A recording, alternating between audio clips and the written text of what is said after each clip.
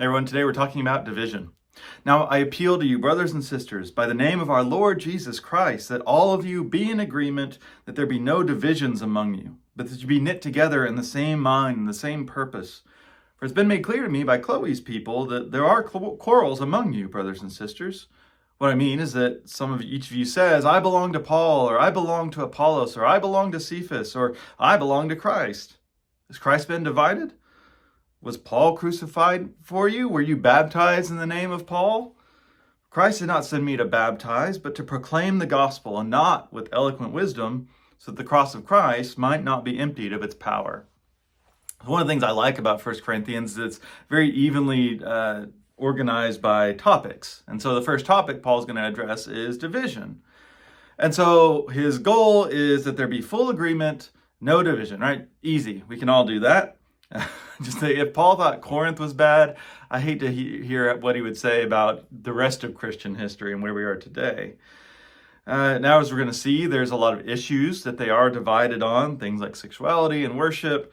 But here we see they're dividing over who is their favorite minister or leader.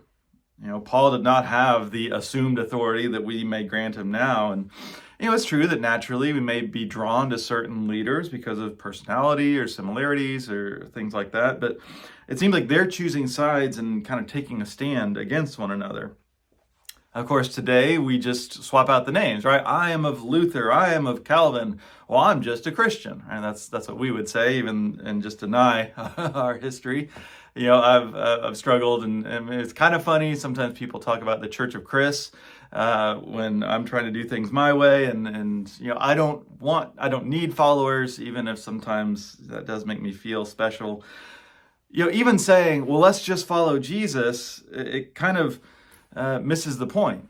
Well, what did Jesus himself say and do when it came to division? Sometimes he said things that upset people and talked about how the kingdom could be divisive at times. But if we're following Jesus, if we're unified with him, then we're going to confront those who exclude others using religion.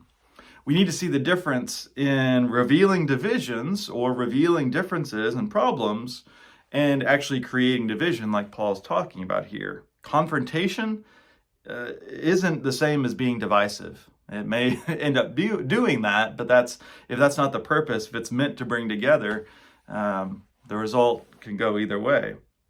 Paul's encouragement here is to have the same mind. And I don't think that means that we think the same thing about everything. That really does feel like an impossible goal, but instead that we're thinking in the same way.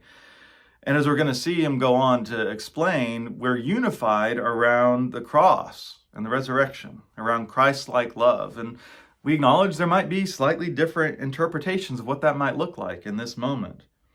And so whenever we find ourselves in these divisive situations, ask, what is Christ-like about this person's view? Can I find anything of self-emptying love or of new creation? If that's what we're all centered on, then we're not divided.